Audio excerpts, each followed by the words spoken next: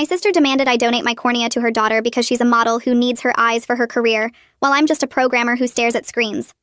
My sister Gina called me in February demanding I donate my cornea to her daughter Mia, who needed a transplant after an infection damaged her vision. I said I was sorry to hear about Mia's condition, and asked why Gina wasn't donating since she was the mother and would be the best match. Gina laughed and said she was a professional model who needed both eyes for her career while I worked from home as a programmer, so losing vision in one eye wouldn't affect my income. She actually said my appearance didn't matter for my job, but her face was her livelihood, so it made logical sense for me to be the donor. I told her that was insane and she couldn't expect me to give up my cornea because she thought her eyes were more valuable than mine. She said I was being selfish and that Mia was young and had her whole life ahead while I was 35 and single, so I didn't need perfect vision to attract anyone. She said I spent all day looking at computer screens anyway, so one eye would be sufficient for my lifestyle. When I refused, Gina started calling me every day with new arguments about why I should donate instead of her. She said models needed depth perception for photo shoots while programmers could work with one eye.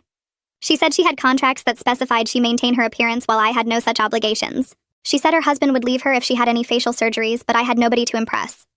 She even said that since I wore glasses anyway, people already knew my eyes weren't perfect, so losing vision in one wouldn't change anything. By March, Gina had recruited our mother to pressure me. Mom called saying Gina's modeling career supported her entire family, while I only had myself to worry about. She said it would be devastating for Mia to grow up watching her mother's career destroyed when there was a simple solution available. She said I should think about what was best for the whole family, rather than being stubborn about something that wouldn't really affect my life. I asked Mom why she didn't donate her cornea then, and she said she was too old and might not be a good match. Our father joined the campaign next, saying I needed to step up as an aunt, and that Gina had already sacrificed so much as a mother. I asked what sacrifices since Gina had a nanny, housekeeper, and barely spent time with Mia between modeling gigs. He said that wasn't the point, and I was being difficult just to hurt Gina, who had always been jealous of. I asked him if he was going to donate his cornea, and he said men weren't as good matches for young girls. Gina's husband Leo started texting me articles about how people lived normal lives with vision in one eye. He said thousands of people managed fine and I was making a big deal over nothing. He offered to pay me $50,000 for my cornea like it was a business transaction. When I said no amount of money would make me give up my body parts for someone who wouldn't do the same, he called me greedy and said I was putting a price on Mia's vision. I told him Gina was the one putting a price on it by refusing to donate herself. The harassment got worse when Gina told Mia that Aunt Julia didn't want to help her see again. Mia started sending me crying voice messages asking why I didn't love her enough to help. Gina coached her to say that Mommy needed her eyes for work, but Aunt Julia just used computers all day. A 9-year-old was now guilt-tripping me because her mother was too vain to donate her own cornea. I'd had enough and decided to show everyone exactly how selfish Gina was being. That's when I called Gina's modeling agency and asked to speak to her manager. I explained the situation and asked if Gina would really lose contracts for donating a cornea to her daughter. The manager was horrified and said of course not. That would be discrimination, and no client would punish a mother for helping her sick child. In fact, she said it would probably generate positive publicity and show Gina as a devoted mother. She said she was disgusted that Gina was trying to pressure others while using her career as an excuse. The manager called Gina immediately and told her the agency fully supported her donating to Mia and would work around any recovery time needed.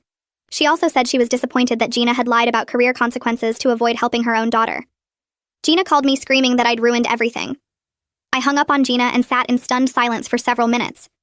My hands were shaking as I put the phone down on my desk. The modeling agency manager just confirmed what I suspected all along. Gina was lying about career consequences to avoid donating her own cornea.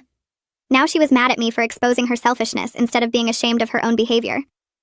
I stared at my computer screen without seeing the code I'd been working on before the call. My chest felt tight and I couldn't quite catch my breath. She actually thought I ruined everything by calling her agency. Not that she ruined everything by refusing to help her own daughter. Not that she spent weeks manipulating and pressuring me. But that I was the problem for finding out the truth. My phone started buzzing constantly about 20 minutes later. Text after text from Gina filled my screen. She called me vindictive and accused me of sabotaging her relationship with her agency. She said I went behind her back to destroy her career when I could have just donated quietly like a good sister. I read each message as it came through and felt my anger building. Every single text revealed exactly what her priorities were. Not Mia's vision. Not doing the right thing as a mother. Just her career and her appearance and her reputation. I started taking screenshots of every message. Her rage was showing everyone the truth about who she really was. She sent 15 texts in the first hour, each one more angry than the last. She said I was jealous of her success and always had been. She said I couldn't stand that she was beautiful and famous while I was just a programmer nobody knew. She said I wanted to hurt her because I was bitter about my own boring life. My phone rang that evening around 7. Leo's name showed up on the screen. I almost didn't answer, but something made me pick up. His voice sounded completely different from his previous business-like offers. He sounded tired and worn down. He said he didn't know Gina had lied about the agency's position until the manager called her. He admitted he thought the career consequences were real. Then he asked if I was satisfied now that I'd embarrassed his wife. I told him I was satisfied that Mia might actually get the cornea she needs from her own mother. He was quiet for a long moment. Then he said Gina was refusing to talk to anyone and had locked herself in their bedroom. I said that wasn't my problem to fix. He sighed and hung up without saying goodbye. I called Celeste right after I got off the phone with Leo. She picked up on the second ring. I told her everything that happened over the past month. The daily calls from Gina with new reasons why I should donate. Mom and Dad joining the pressure campaign. Leo offering me $50,000 for my cornea. Mia's crying voice messages that Gina coached her to send. Then calling the modeling agency and finding out Gina had been lying the whole time. Celeste was quiet while I talked. When I finished, she said she couldn't believe they tried to convince me my eyes were less valuable because I'm a programmer. She pointed out that I need perfect vision for coding work, just as much as Gina needs it for modeling. Maybe more since I work with tiny text on screens all day. She said the whole family pressure campaign was crazy and wrong. Celeste asked why Gina was so resistant to donating if the agency confirmed there would be no career consequences. I realized I didn't actually know what Gina's real objection was. Beyond vanity and fear of any facial surgery, I mean. Celeste suggested Gina might have deeper fears about medical procedures that she was hiding behind career excuses. That maybe she was actually scared of the surgery itself and used her modeling career as a shield. I thought about that for a while after we hung up. It still didn't excuse trying to manipulate me into surgery, but it made Gina seem more human and less like a monster. 2 days after the agency confrontation, my mother called. Her voice sounded hesitant and completely different from her previous pressuring tone. She said she talked to Gina's manager herself to verify what happened. She felt terrible about pushing me, so hard when Gina had been lying to all of us. She apologized for not believing me when I said Gina was being selfish. But her apology sounded more like she was sorry she backed the wrong horse. Not sorry she tried to pressure me into giving up a body part. Not sorry she thought my career and appearance mattered less than Gina's. Just sorry that Gina made her look bad by lying. I told my mother that her apology didn't address the core problem. She thought it was acceptable to pressure me into donating regardless of Gina's lies. She believed my career and appearance mattered less than Gina's. She thought my bodily autonomy was negotiable for family convenience. Mom got quiet on the other end of the line. She said she needed to think about what I said. Then she hung up without saying goodbye. I sat there holding my phone and feeling empty. Part of me wanted her to understand. Part of me knew she probably never would. My father called the next day. His tone was defensive right from the start. He said I was being too hard on my mother, who was just trying to help Mia. He claimed the whole family was tricked by Gina's career excuse. Now I was punishing them for believing her. I pointed out that they all believed her because it fit their existing view. That Gina's needs matter more than mine. That her career is more important than my career. That her appearance is more valuable than my appearance. Dad got angry and said I was twisting everything around. He said they just wanted what was best for Mia. I asked why what was best for Mia had to come from me instead of her own mother. He didn't have an answer for that. Gina didn't contact me directly for a week after the agency incident. Leo texted occasionally with updates. Gina was meeting with the transplant coordinator to begin donor evaluation. She was having medical tests done. She was talking to the surgical team about the procedure. He never said Gina was wrong. He never actually apologized for his part in pressuring me. But his messages had an apologetic tone about the whole situation getting out of hand. Like this was some accident that happened instead of a deliberate campaign to manipulate me into surgery. I received a call from Raymond Holt at the transplant center on a Thursday morning. He asked if I was still willing to be evaluated as a backup donor in case Gina wasn't a suitable match for Mia. I was surprised they were contacting me at all. I asked if Gina requested this. Raymond said it was standard procedure to have backup donors identified. My name was on the original paperwork Gina submitted weeks ago, before she ever asked me directly. Before the pressure campaign started. She just assumed I'd agree once she pushed hard enough. She put my name down like my body belonged to the family instead of to me. I told Raymond I needed some time to think about the whole backup donor thing. He said that was completely fine, and I should take whatever time I needed to feel comfortable with my decision. His voice stayed calm and professional through the entire conversation, which I appreciated after weeks of family members screaming at me. After we hung up, I sat staring at my phone for a long time. The realization hit me hard. Gina had put my name down on those forms weeks ago, back when she first started her pressure campaign. She never actually asked if I wanted to be evaluated as a backup donor. She just assumed I'd eventually cave once she pushed hard enough. She treated my body like family property that she could claim whenever she needed it. The assumption made me furious all over again, even though I'd already been angry for weeks. She'd been so confident in her ability to manipulate me that she'd filled out official medical paperwork with my information before ever having a real conversation about it. Celeste came over Saturday afternoon with coffee and pastries from the bakery near her apartment. We sat on my couch and I told her everything about Raymond's call and the backup donor situation. She listened quietly while I explained how conflicted I felt about the whole thing. Part of me genuinely wanted to help Mia, who was just a kid caught in the middle of adult problems. But another part of me worried that agreeing to be backup would send the message that my family's manipulation tactics worked. Celeste pointed out something I hadn't fully considered. Being a backup donor meant I'd only donate if Gina medically couldn't. It wasn't the same as being first choice or letting my family pressure me into surgery. If Gina went through with her donation like she was supposed to, I'd never actually have to donate at all. I admitted that made sense, but I still felt weird about the whole situation. Celeste said that was totally normal given how my family had treated me for the past 2 months. She suggested I might want to talk to a professional therapist about processing everything that happened, since family manipulation campaigns weren't exactly standard life experiences that friends could fully help with. I spent Sunday searching online for therapists who specialized in family dynamics and boundary issues. Most of the websites looked generic and unhelpful, but one therapist named Miriam Shepard had a profile that mentioned working with adults dealing with family pressure and guilt. Her office was only 20 minutes from my apartment. I called her number Monday morning and explained briefly that I needed help processing a complicated family situation involving medical pressure. She had an opening the following Thursday, and I booked it immediately. I'd never done therapy before in my life. My family always acted like therapy was something other people needed, not us. But this whole cornea situation had me questioning basically every family relationship I had, and I needed someone objective to help me sort through it all. Thursday afternoon, I drove to Miriam's office feeling nervous about the whole therapy thing. Her waiting room had comfortable chairs and calm music playing softly. When she called me back to her office, she looked like a regular person, not some intimidating expert. She asked me to tell her what brought me in, and I started explaining the cornea donation demand. Once I got started talking, everything just poured out. The initial phone call from Gina, the daily pressure campaign, my mother's calls about family obligations, my father's accusations of jealousy, Leo's $50,000 offer, Mia's coached guilt messages, the modeling agency confrontation, and now the backup donor situation. Miriam asked detailed questions about my childhood and relationship with Gina. As I answered, I started noticing patterns I'd never really thought about before. Gina was always the pretty one whose modeling career started when she was 12. Our parents treated her modeling work like this precious thing that needed protection. I was the smart one who got good grades and went to college for computer science. Everyone expected me to be self-sufficient and understanding about Gina's needs coming first. When Gina needed money for modeling portfolios, I was expected to understand why my college fund got raided. When Gina needed our parents' attention for auditions and photo shoots, I was expected to not complain about being left alone. The pattern went back decades, and I'd just accepted it as normal family dynamics. Miriam used this term I'd never heard before. Parentification in reverse.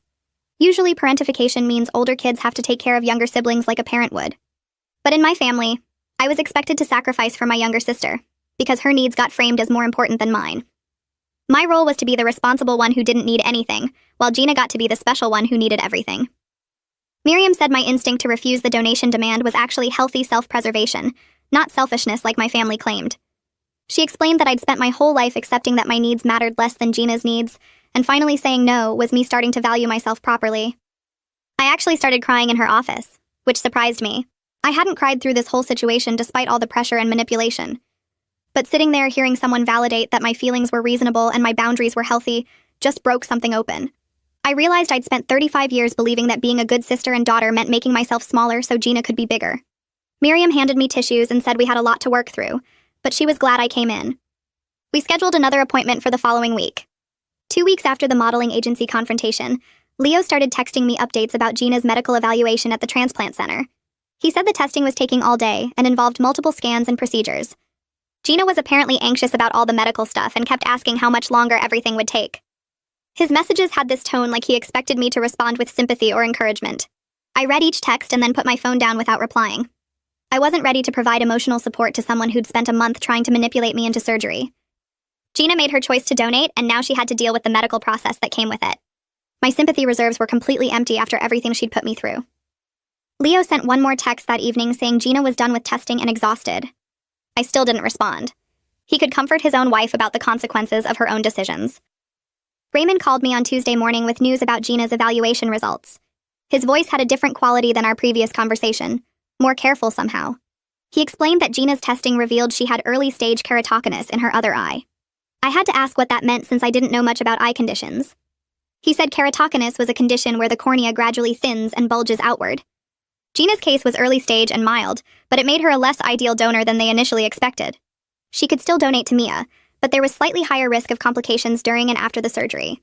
Because of this finding, the transplant team wanted to proceed with evaluating me as the backup option. They wanted to have a strong backup donor ready in case Gina's surgery ran into problems, or if her recovery didn't go well. I felt this complicated mix of emotions hearing the news. Part of me felt vindicated that Gina wasn't the perfect donor she'd assumed she was when she claimed her eyes were more valuable than mine. But I also felt dread creeping back in that I might get pulled into this situation after all.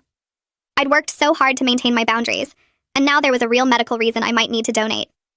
I told Raymond I needed 48 hours to make a decision about the backup evaluation. He said that was fine and to call him back when I was ready.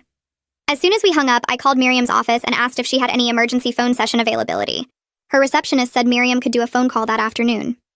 When Miriam called me at 3, I explained the new development with Gina's evaluation results.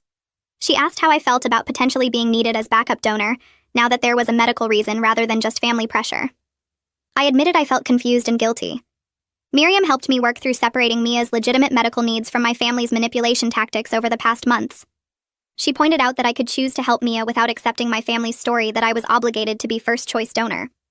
If I decided to proceed with backup evaluation, it would be my independent choice made for my own reasons, not me giving in to pressure. That distinction felt important somehow. I wasn't capitulating to my family's demands. I was making my own decision about whether to potentially help my niece. I called Celeste that evening and talked through everything again. She asked what I actually wanted to do, separate from all the family drama and pressure.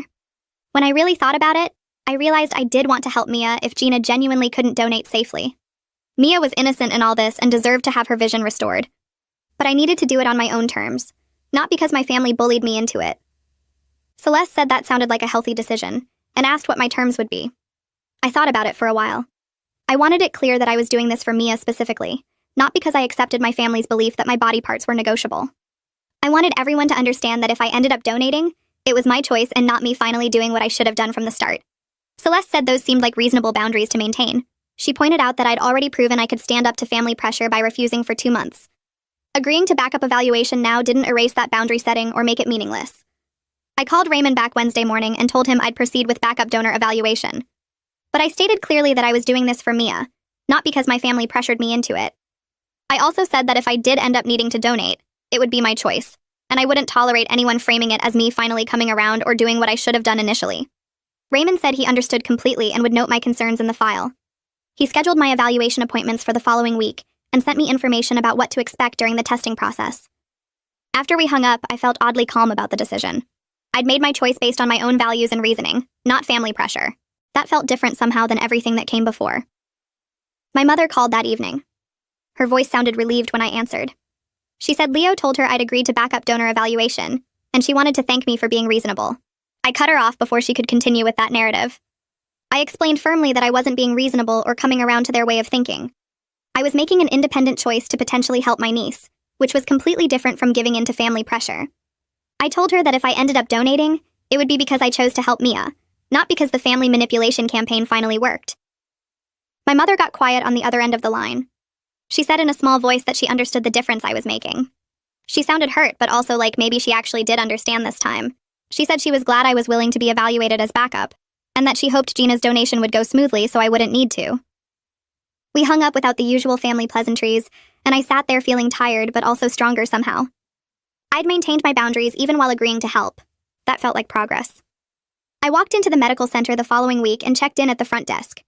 The receptionist handed me a clipboard with forms asking about my medical history and current health status. I filled out pages of questions about surgeries, medications, family health problems, and whether I smoked or drank alcohol. After turning in the paperwork, a nurse called me back and led me through a maze of hallways to the ophthalmology department. She took my blood pressure and temperature, then asked me to follow her to the first testing room. The eye scans were nothing like my regular vision checkups. The technician positioned my head in a machine that felt like sticking my face into a tunnel, then bright lights flashed while the equipment made whirring sounds. She explained they were mapping the surface of my corneas and checking for any abnormalities. After that came a different machine that took pictures of the back of my eyes, requiring drops that made everything blurry for 20 minutes. The technician asked detailed questions about my computer usage and whether I experienced eye strain or headaches. I explained my typical work setup with dual monitors and regular breaks, feeling oddly defensive about my screen time even though nobody was judging me. Next came blood tests in the lab down the hall, where the phlebotomist filled what seemed like a dozen vials for various compatibility screenings and health markers. The ophthalmologist met with me after all the testing finished. She reviewed my results on her computer screen and said my corneal thickness was excellent. My overall eye health was remarkable for someone who spent so much time looking at screens, and I would make a very strong donor candidate if needed.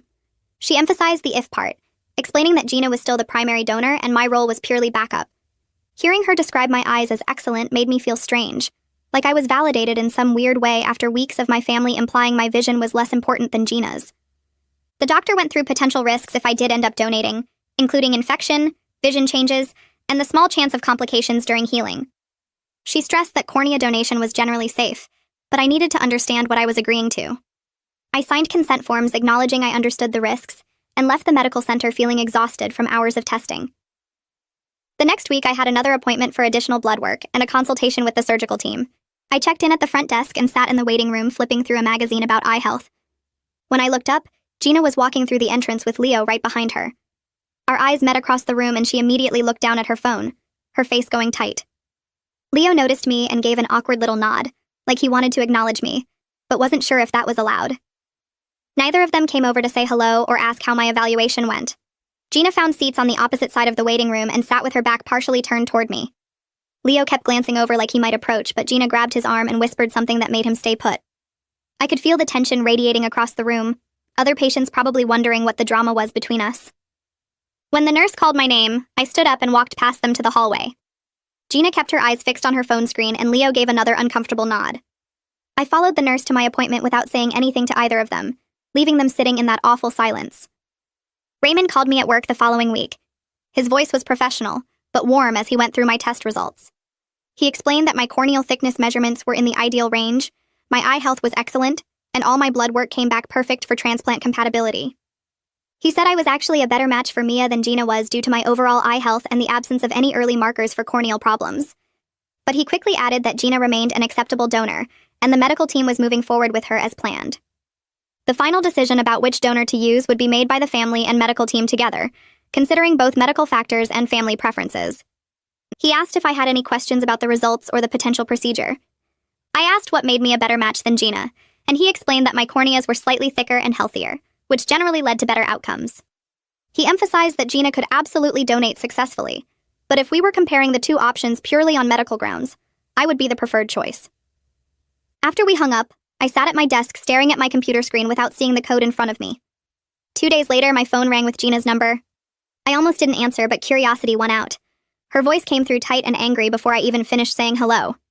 She said she heard from Raymond that I was a better match than her, and asked if I was happy about that. I told her I wasn't happy about any of this situation she created, but I was relieved Mia had good options for her transplant. Gina said the doctors were still using her cornea, and she was going through with the surgery in 3 weeks, like she was daring me to argue. I said that was good, and Mia was lucky to have her mother willing to help her. The line went quiet for a moment, and I could hear Gina breathing on the other end. Her tone shifted completely, the anger draining out and leaving something raw and scared. She admitted she was terrified of the surgery, not because of her career or how it might affect her appearance, but because she had never had any medical procedure before, and the idea of someone cutting into her eye made her feel sick. She said she had been having panic attacks about it for the past week, waking up in the middle of the night unable to breathe. She could barely sleep and kept having nightmares about the surgery going wrong. For the first time in months, she sounded like an actual human being instead of the manipulative person who had been harassing me since February. I felt a flicker of sympathy despite everything that had happened, understanding that fear of medical procedures was real and valid. I told Gina that her fear was completely understandable and normal. Lots of people felt scared before surgery, especially eye surgery where you had to be awake and aware of what was happening. I suggested she talk to the surgical team about anxiety management options, like medication before the procedure or techniques to help her stay calm. She was quiet for a moment, then asked in a small voice if I would consider being the donor instead since I was a better match anyway. I said no firmly.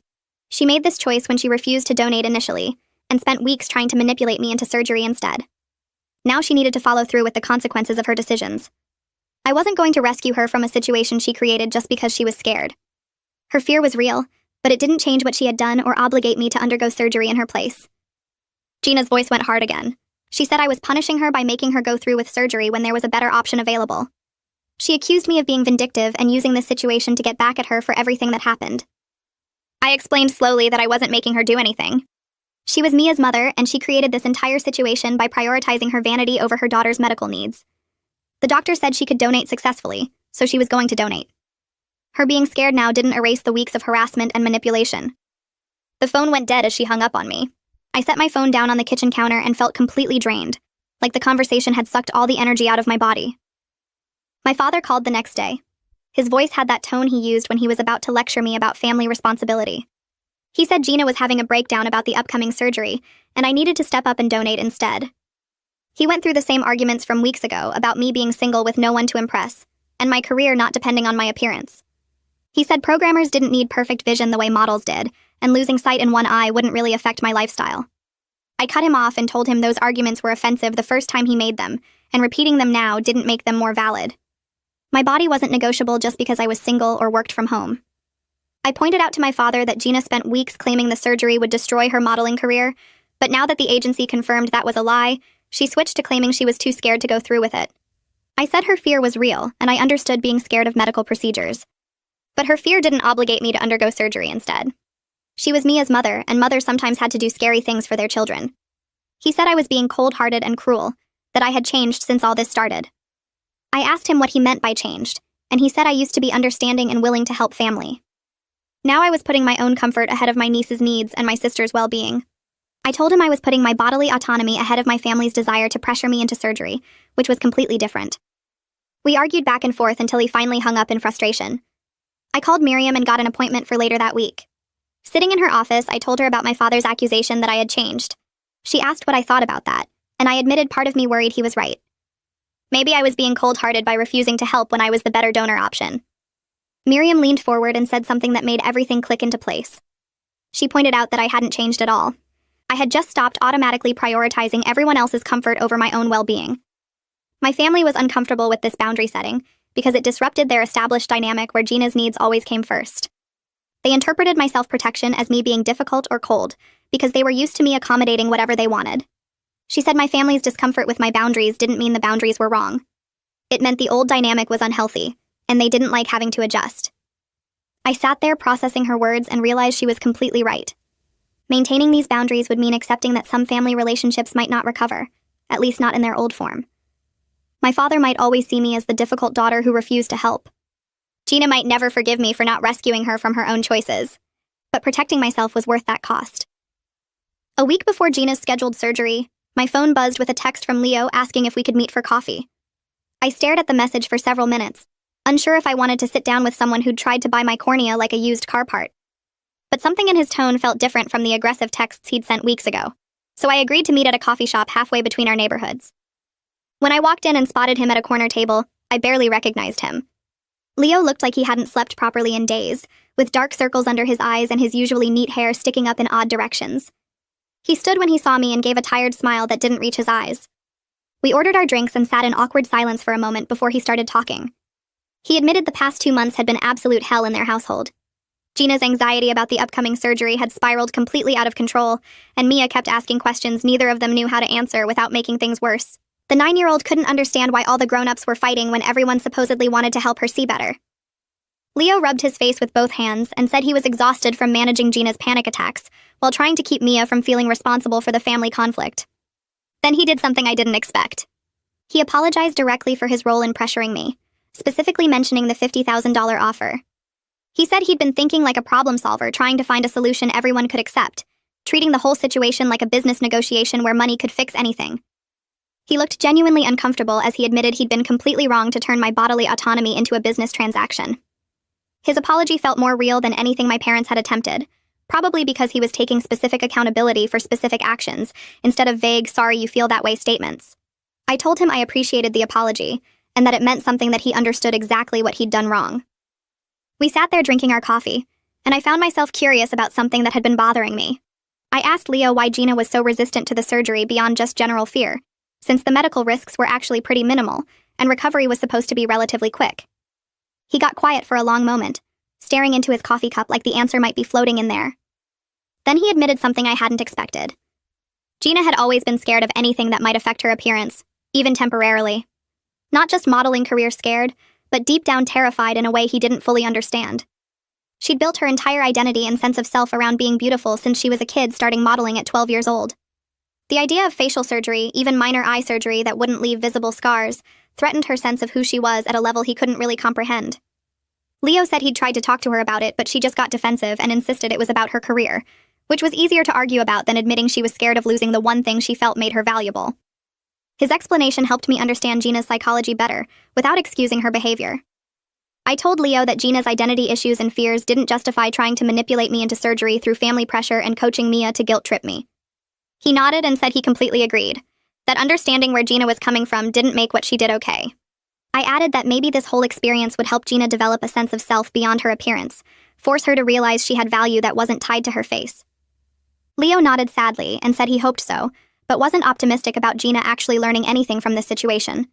He said his wife had a pattern of blaming others when things went wrong instead of examining her own behavior, and he didn't see this being different.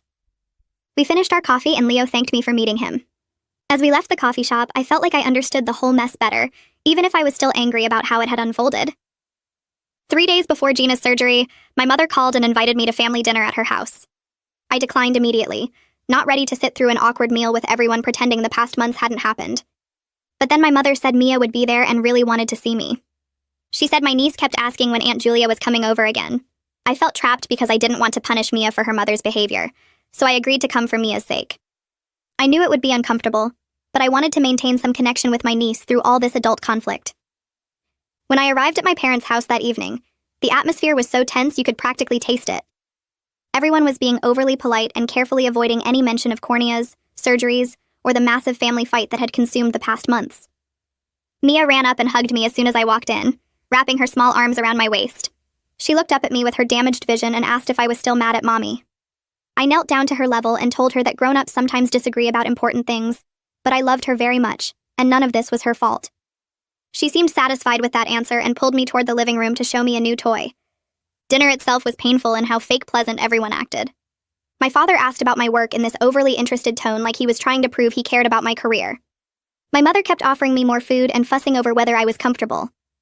Gina sat across the table from me and barely made eye contact, pushing food around her plate and responding to questions in short sentences. Leo tried to keep conversation flowing with safe topics about weather and neighborhood news. Mia chattered happily about school, oblivious to the tension surrounding her. After dinner, Mia pulled me aside to her room and asked if I wanted to see her drawings. As we sat on her bedroom floor, she suddenly asked in a small voice if I was going to give her my eye since Mommy was scared. I felt shocked that she knew these details and wondered what conversations she'd overheard or what Gina had told her. I carefully explained that Mommy was going to be very brave and help her, and that sometimes being brave means doing things even when we're scared. Mia nodded seriously and said she was scared too about the surgery. I told her that was okay, that it was normal to be scared of things we don't understand. She seemed satisfied with this answer and showed me drawings she'd made about getting to see clearly again after the surgery. The pictures showed her seeing flowers and butterflies and her family's faces in bright colors. My heart hurt looking at these hopeful drawings from a kid who'd been caught in the middle of adult manipulation.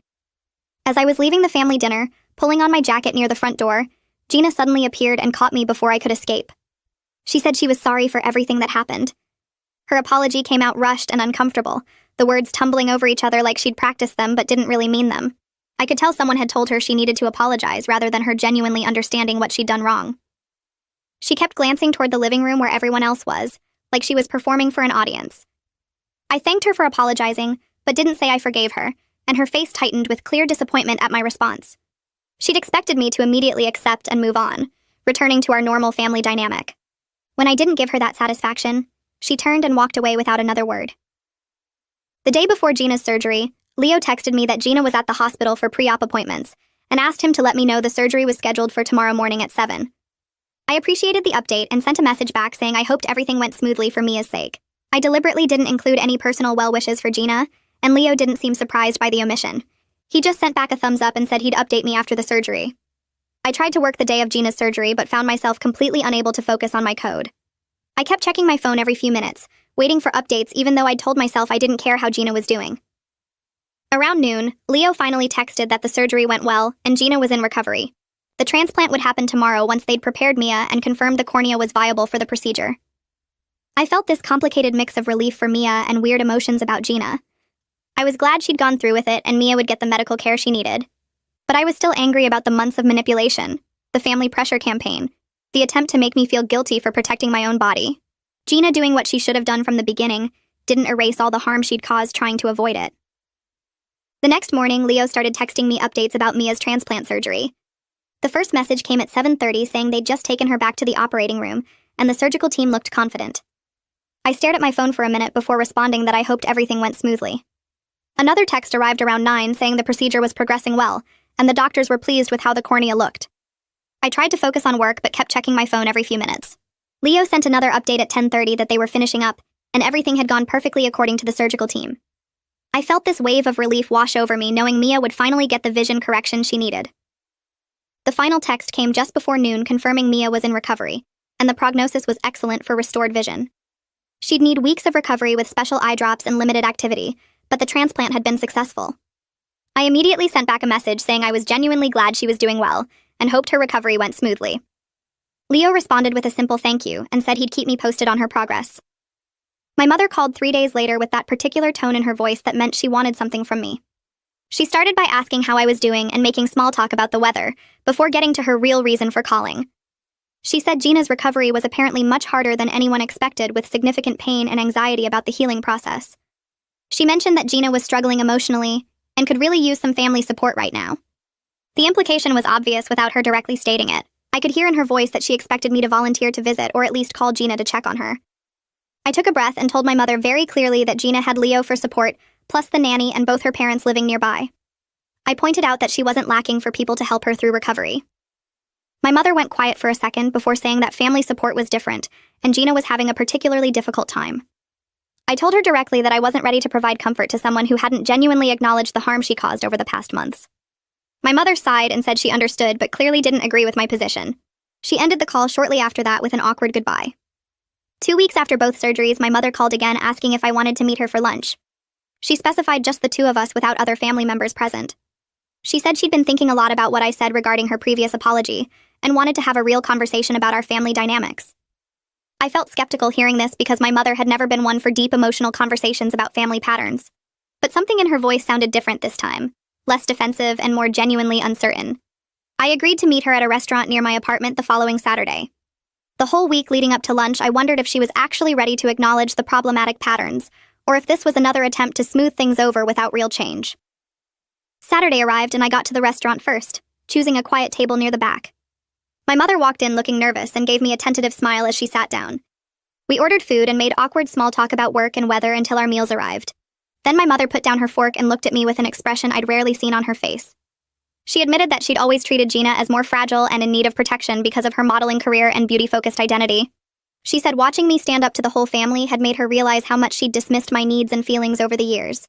She'd always expected me to be the reasonable one who accommodated Gina's demands without complaint. Her voice got shaky as she talked about realizing she'd participated in making me feel less important than my sister. This acknowledgement felt different from her previous apology, that had seemed more about smoothing over conflict than genuine understanding. I felt some of the anger I'd been carrying toward her start to soften as she continued talking. My mother asked what she could do to repair our relationship going forward. I appreciated that she was asking instead of assuming things could just go back to normal. I told her honestly that I needed her to stop expecting me to sacrifice for Gina's benefit in the future. I explained that I was willing to rebuild our relationship, but it required her treating both daughters' needs as equally important, rather than automatically prioritizing Gina. I said I needed her to respect my boundaries even when that meant disappointing Gina or making family situations more complicated. My mother's eyes filled with tears and she reached across the table to squeeze my hand. She agreed and said she wanted to do better, that she hadn't realized how much damage the favoritism had caused until this situation forced her to see it clearly. I felt cautiously hopeful for the first time in months that our relationship might actually improve with genuine effort from both of us. 3 weeks after the surgeries, Leo started sending me photos of Mia's progress. The first batch showed her smiling face with a protective eye covering and excited messages about how much better she could already see. He sent updates every few days showing the gradual improvement in her vision. The transplant was healing beautifully according to her doctors, and Mia could see much more clearly than before her infection damaged her eye. One message included a photo of detailed drawings Mia had made showing flowers and butterflies with intricate patterns she couldn't have seen clearly enough to draw before. Leo's text said she was thrilled about being able to see her mother's face properly again, and kept pointing out small details she'd been missing. I looked at those drawings and felt genuinely happy for my niece. Whatever complicated emotions I had about Gina and the rest of my family, seeing Mia's joy and relief that the medical outcome was successful made everything feel worthwhile. I didn't hear directly from Gina for a full month after her surgery. Leo mentioned occasionally in his updates about Mia that Gina had recovered physically from the procedure, but was dealing with complicated emotions about the whole experience. He said she felt resentful that the surgery had been harder and more painful than she expected. He also mentioned that Gina was angry I'd never acknowledged her sacrifice or thanked her for finally donating to Mia. I told Leo very clearly that Gina doing what mothers are supposed to do for their children wasn't a sacrifice that required my gratitude. She'd spent months trying to manipulate me into surgery while lying about career consequences and coaching Mia to guilt-trip me. Going through with what she should have agreed to immediately didn't earn her praise from me. Leo went quiet after I said that, and just sent back a simple acknowledgement that he understood my perspective. My father called 6 weeks after both surgeries with his typical blunt approach to family conflict. He said enough time had passed and the family needed to move forward from all the drama. He wanted to plan a gathering where everyone could put this behind us and get back to normal family relationships. I told him I was willing to attend family events, but that normal needed to mean something different from it did before. I explained that moving forward required healthier boundaries and mutual respect, rather than just pretending the past months hadn't happened. My father sounded frustrated and said I was making things more complicated than they needed to be. He claimed everyone had apologized and Gina had done the right thing in the end, so we should all just move past it. I pointed out that apologies without changed behavior didn't mean much, and that I wasn't going to return to a dynamic where my needs were automatically dismissed. He grumbled about me being stubborn, but eventually agreed that he'd plan a family barbecue, and I could attend if I wanted to. 2 months after the surgeries, I drove to my parents' house for the family barbecue my father had organized. I felt nervous pulling into their driveway and seeing Gina's car already parked there. Walking into the backyard, I immediately noticed the awkward atmosphere with everyone being overly polite and careful about what they said. Gina stood near the grill talking to Leo and barely glanced in my direction when I arrived. My mother came over to hug me and whispered that she was glad I came. Then I heard Mia's voice calling my name and turned to see her running across the yard toward me. She crashed into me with a huge hug and immediately started showing me how well she could see now. She pointed at signs across the yard and read them perfectly, then described tiny details on flowers and leaves that she couldn't make out before the transplant. Her happiness and excitement were genuine and infectious. Watching her point out everything she could finally see clearly made enduring the awkward family dynamics completely worth it. Later in the afternoon, I found myself alone on my parents' back porch with Gina. She'd followed me outside when I went to get some air away from the crowd. We stood in uncomfortable silence for a minute before she started talking in a quiet voice. She told me her modeling agency had actually featured her donation in a publicity campaign about devoted mothers. She'd gotten positive feedback from several clients, and the story had generated good press for both her and the agency. Then she admitted very quietly that I'd been right about the career consequences being exaggerated. She said she'd genuinely been terrified of the surgery itself, rather than worried about professional impacts. Her voice got even softer as she explained that she'd never had any kind of medical procedure before, and the idea of someone operating on her eye had caused panic attacks for weeks. It was the closest she'd come to real accountability for her behavior. She wasn't apologizing exactly, but she was acknowledging that her fears had been about the surgery rather than her career like she'd claimed. I didn't say I forgave her, but I nodded to show I'd heard what she said. We stood there for another moment before heading back inside to rejoin the family gathering. I told Gina I understood being scared of medical stuff, but that didn't make it okay to pressure me into surgery or coach Mia to guilt-trip me. She shifted her weight and looked down at the porch boards. She said she wished she'd handled everything differently, especially dragging Mia into adult problems. I nodded to show I heard her, but didn't say I forgave her. We headed back inside where everyone was eating and pretending the tension wasn't still thick in the air. Over the next few months, I kept my distance from Gina while spending more time with my mother and Mia. My father stopped making comments about my appearance or job being less valuable, though he still got defensive when anyone mentioned the pressure campaign. Leo sent me occasional texts checking in and apologizing again for his part in everything, which I actually appreciated since at least he seemed to get why what they'd done was wrong. I started seeing Miriam every other week to work on keeping healthy boundaries with my family, while staying connected to the people I cared about. She helped me understand I could love my family members without letting them hurt me. I practiced recognizing when someone was trying to manipulate me, so I could shut it down fast before it got out of hand like it did with the cornea situation. 4 months after the surgeries, Leo mentioned that Gina landed several new modeling contracts, including one that specifically featured her as a devoted mother who donated to her daughter. The whole thing was ridiculous since she'd fought so hard against donating in the first place, but now she was making money off looking like a selfless parent. Leo said Gina almost never talked about the surgery anymore, and definitely didn't acknowledge how close she came to refusing to help Mia. During one therapy session, I told Miriam I was frustrated that Gina would probably never understand the damage she caused. Miriam asked me what I could actually control in this situation. I realized I couldn't make Gina learn from what happened, only decide how I responded to her going forward.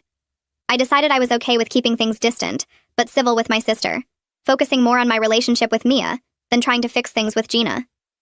Mia went for her 6-month checkup, and the doctor said her healing was perfect, even better than they'd hoped. She could see the board at the school now and had started taking art classes where she drew these incredibly detailed pictures. Watching her point out tiny things in her drawings that she never would have seen before made me happy the medical part worked out so well, even though the family stuff was still messy. My mother hosted Thanksgiving dinner, and I didn't feel anxious driving over there like I used to before family events. I'd made it clear what topics and behaviors I wouldn't accept, and my mother had actually been respecting those boundaries. When my father made some joke about me being the difficult daughter, my mother cut him off and said I'd been right to stand up for myself. I almost dropped my fork hearing her defend me like that. Gina and I settled into this polite but distant thing where we were friendly enough at family gatherings, but didn't try to hang out or talk on the phone. She never actually thanked me for agreeing to be backup donor, or admitted her initial demands were crazy. I accepted this was probably as good as our relationship would get, and I was fine with that. Celeste and I met for coffee one afternoon, and she said I seemed way more confident than before all this started. I thought about it and realized she was right. Standing up to my entire family when they were all pressuring me and keeping my boundaries even when things got ugly had made me trust myself more. I learned I could handle family disapproval and come out okay on the other side, which kind of empowering in a weird way. 6 months after the surgeries, I sat at my desk one evening thinking about how much the experience changed my view of family obligations and bodily autonomy. I was glad Mia got the medical care she needed and that Gina eventually did what a mother should do. But I was also glad I refused to let them manipulate me into donating, because teaching my family that my boundaries actually mattered was worth all the temporary conflict and awkwardness. Mom started calling me every Sunday afternoon, asking how my week went and actually listening when I told her about the project I was building at work. She asked questions about the code and what problems I was solving, instead of just waiting for her turn to talk about Gina's latest photo shoot. One Sunday, she mentioned she'd been reading about programming languages online so she could understand my work better, and I almost dropped my phone hearing that. She also stopped making those little comments about my clothes or asking when I was going to meet someone, which made family calls way less stressful than they used to be. Leo texted me photos of Mia reading chapter books and doing detailed coloring projects that showed how well her vision had recovered. He'd also send messages complaining about Gina spending 2 hours getting ready for grocery store trips, or freaking out about a tiny wrinkle she noticed in the mirror. I kept my responses friendly but short, usually just congratulating Mia's progress or saying something neutral about Gina's behavior.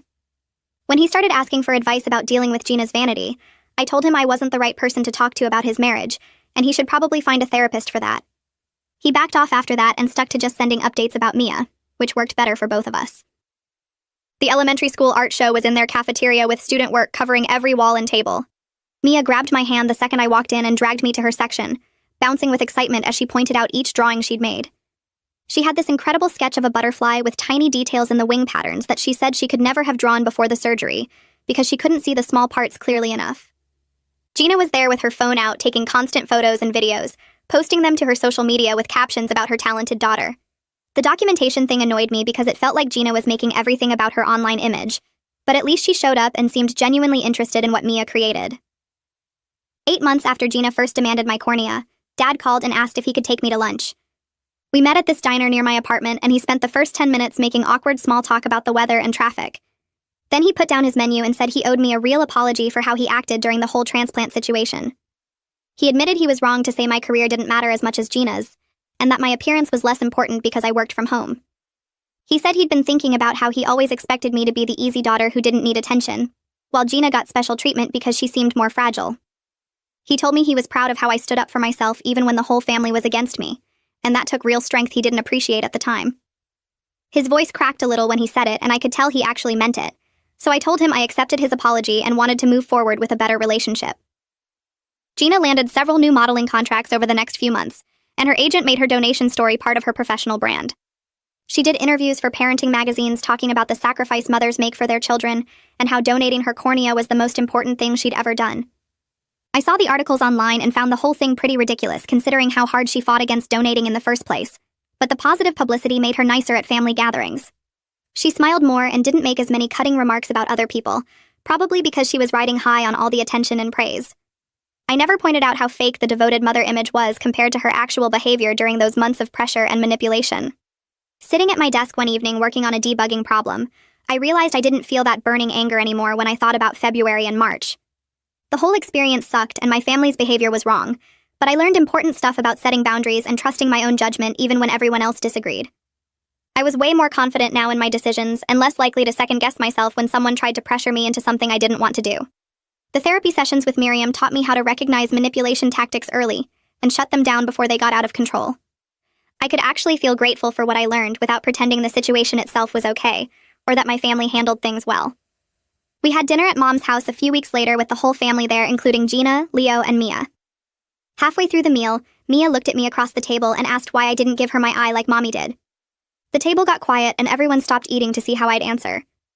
I explained that mommies and daddies are parents who have special jobs taking care of their kids, and that's different from what aunts and uncles do. I said parents have responsibilities to help their children, that other family members don't have the same way. Mia thought about it for a second, then nodded and said she was glad Mommy was brave enough to help her see again. I agreed that her mother did the right thing in the end, and Gina looked down at her plate without saying anything.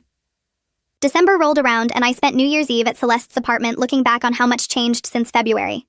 My relationship with Mom was actually good now, with real conversations and mutual respect, instead of me always feeling dismissed. Dad apologized and seemed to genuinely understand why his behavior was wrong. Mia and I had a solid relationship, and I got to be part of her life without the weird pressure and manipulation from before.